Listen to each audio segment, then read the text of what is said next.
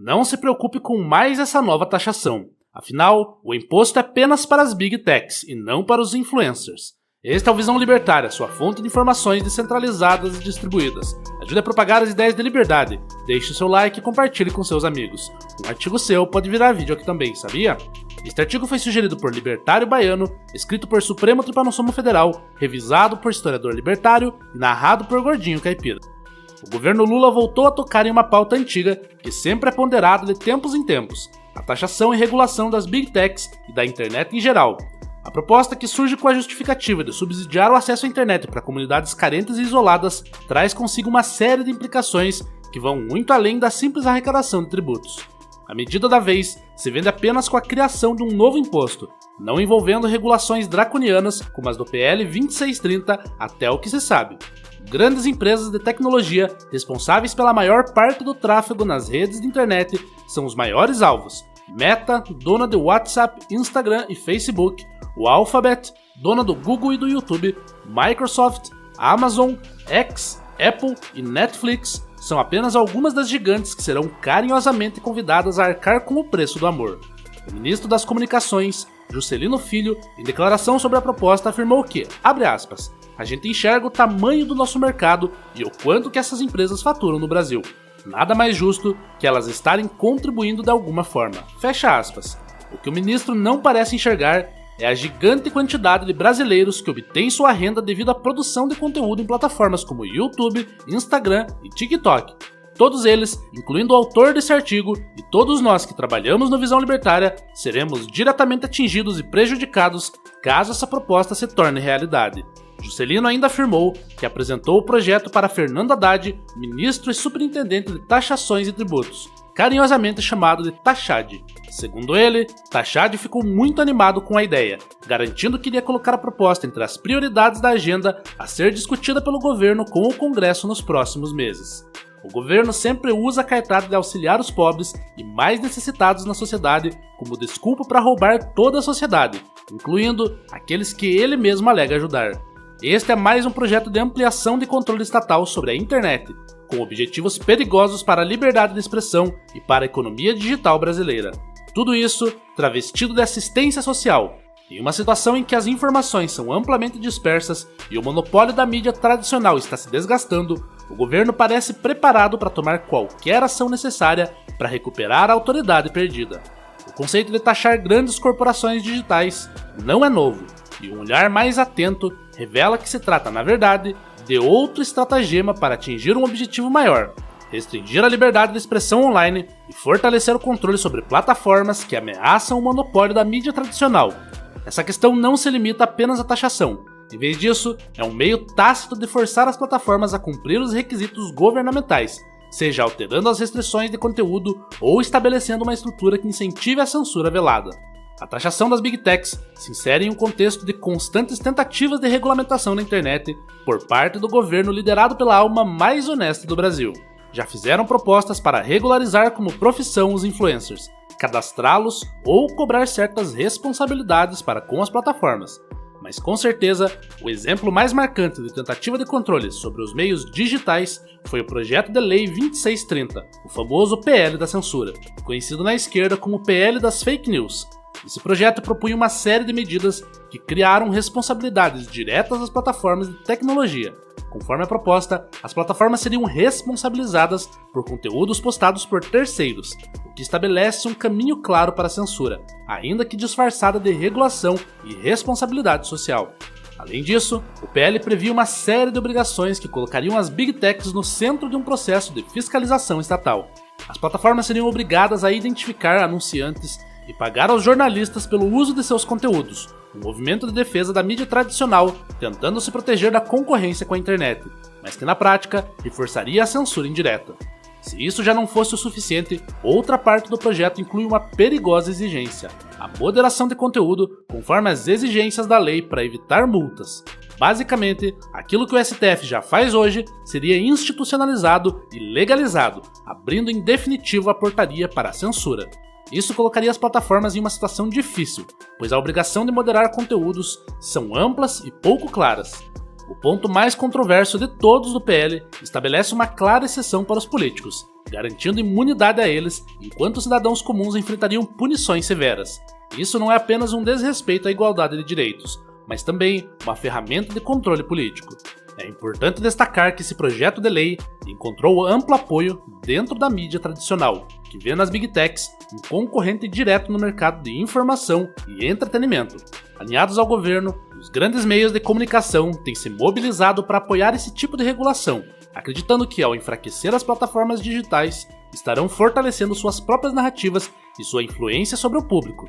Eles querem voltar a um passado que, na verdade, não tem mais volta. Ninguém vai voltar a ficar sentado no sofá, em frente à TV, como era antes. Sobretudo, a nova geração que cresceu no ambiente da internet. E mesmo que a grande mídia fortaleça seu poder financeiro com uma nova lei, as pessoas estão acostumadas com as redes sociais e a liberdade de escolher quem seguir e o que assistir. O impacto econômico dessa nova legislação é igualmente desastroso. Embora a ideia de taxar as Big Techs já pareça ridícula da perspectiva da liberdade de expressão e da concentração do poder estatal, uma coisa importante a perceber é que as empresas como Microsoft, Amazon e Meta não pagarão impostos diretamente. Em vez disso, elas repassarão as despesas aos clientes, neste caso, os anunciantes. E isso, em última instância, irá impactar as verdadeiras pessoas que estão incomodando o sistema e a velha imprensa, os criadores de conteúdo independentes. Afinal, o que ocorre se o preço da publicidade aumentar? Simples, menos empresas veicularão anúncios. E quem é prejudicado por isso? Os produtores de conteúdo digital e influenciadores, como falamos. Uma das poucas fontes de renda para muitas dessas profissões é a monetização em sites como YouTube, Instagram e TikTok. O custo por 1000 visualizações, ou CPM, do Brasil, tende a cair quando os gastos com publicidade dispararem, o que tem um efeito direto na vida das pessoas que dependem da internet para sobreviver. Esta é uma ilustração óbvia de como, de uma perspectiva macroeconômica, tributar as Big Techs, que são um elo na cadeia de produção digital, impactam a cadeia como um todo. O custo acaba recaindo sobre o produtor de conteúdo, pois as empresas de tecnologia terão que aumentar os preços e os anunciantes que pagarão mais por um espaço publicitário que não tem mais tanta demanda. O único que realmente sai ganhando é o governo, que arrecada o imposto, enquanto o impacto negativo recai sobre toda a economia digital, empobrecendo toda a sociedade. Precisamos lembrar dos incontáveis empregos gerados pela economia digital e como isso impactou positivamente a vida de milhares de brasileiros. A proposta de taxar Big Techs também carrega uma séria consequência geopolítica que tem se tornado cada vez mais provável recentemente. Muitas das empresas envolvidas são americanas e possuem um forte vínculo com o governo de Donald Trump. Portanto, a decisão do governo brasileiro de taxá-las pode gerar uma reação negativa dos Estados Unidos, possivelmente na forma de tarifas econômicas sobre produtos brasileiros. Trump já deixou claro em várias ocasiões que retaliará países que adotem medidas fiscais contra empresas americanas, e essa situação pode ser um cenário propício para que essa estratégia seja usada contra o Brasil. E o impacto disso não é apenas no sentido do meio econômico. O próprio caso do banimento da plataforma Rumble no Brasil, sob as ordens do ministro Alexandre de Moraes, evidenciou um alinhamento claro entre o governo de Trump e as Big Techs na defesa da liberdade de expressão. Moraes exigiu que a plataforma removesse conteúdos globalmente, ignorando que suas prerrogativas deveriam se limitar ao território brasileiro. Esse tipo de ação já gerou reações do governo americano, com Trump utilizando sua plataforma, a Truth Social, para processar Xandão e denunciar o que considerava uma censura injustificada. O resultado dessa queda de braços que vemos se desenrolar nos últimos tempos ainda é incerta, mas esse imbróglio também possui todo o potencial de se reverter em medidas desfavoráveis ao Brasil. Com isso, não é difícil imaginar que o governo de Trump veja a tentativa de taxar as Big Techs como mais uma forma de ataque, não apenas econômico, mas também ideológico. Para um governo que defende a liberdade de expressão e a descentralização da informação, qualquer tentativa de controle estatal sobre a internet é vista como uma ameaça direta aos seus princípios. Tendo em vista todas as desvantagens socioeconômicas e geopolíticas dessa proposta, chegamos à grande questão: o que realmente está por trás dessa movimentação do governo brasileiro? A resposta é simples e direta: o medo da descentralização da informação e da perda do monopólio informacional, que tem se intensificado nos últimos anos.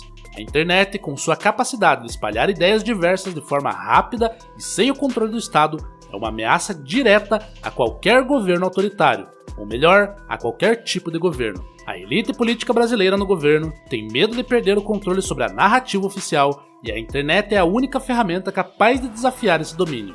Lula só conseguirá restabelecer algum apoio se controlar todos os meios de comunicação e as redes sociais e criar uma ilusão de que seu governo está gerando mil maravilhas para o país. Em um cenário onde a mídia tradicional, dominada por poucos grupos empresariais, já não consegue mais controlar o fluxo de informações, a internet se tornou um novo campo de batalha. Se trata da grande guerra das ideias. A direita, especialmente, tem se mostrado muito mais presente e engajada nas redes sociais do que a esquerda, que já não consegue mais controlar a narrativa como fazia nas décadas anteriores. O crescimento de plataformas alternativas e a velocidade com que informações circulam são um pesadelo para quem ainda tenta controlar as massas, se utilizando de um sistema hierárquico e arcaico na era moderna. Até um cego consegue enxergar que a verdadeira intenção por trás dessas medidas é clara: enfraquecer a liberdade na internet em uma tentativa desesperada de centralizar o controle e tentar deter uma revolução silenciosa que está correndo às bases do Estado. A descentralização da informação, seja por meio das redes sociais, do Bitcoin ou de outras tecnologias, é a chave para o futuro livre e o governo sabe disso. É o grande medo deles, a nossa soberania individual. Em um mundo onde o indivíduo pode se expressar livremente e controlar sua própria informação, o papel da elite política se torna cada vez mais irrelevante, tendendo naturalmente à extinção por perder o controle da narrativa e do confisco de nosso dinheiro. Muitos ainda não perceberam, mas vivemos em um importante momento de inflexão da história. O Estado está tentando, a todo custo, recuperar seu poder sobre a informação, e a internet é o último bastião da liberdade.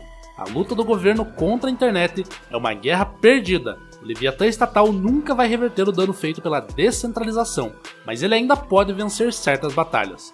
O que precisamos agora é fortalecer nossas defesas, aprender a usar ferramentas de anonimato e auxiliar a descentralização, adotando tecnologias como Bitcoin e aos poucos enfraquecer o Estado.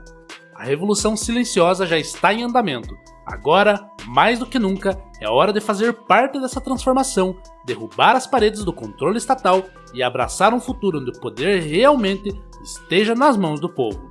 Obrigado pela audiência. Este é um canal colaborativo. Participe você também. Cadastre-se agora mesmo no nosso site visãolibertaria.com e envie os seus artigos por lá. Os colaboradores recebem recompensas em Bitcoin. Inscreva-se no canal e clique no botão da campainha para ser avisado de novos vídeos. Até a próxima!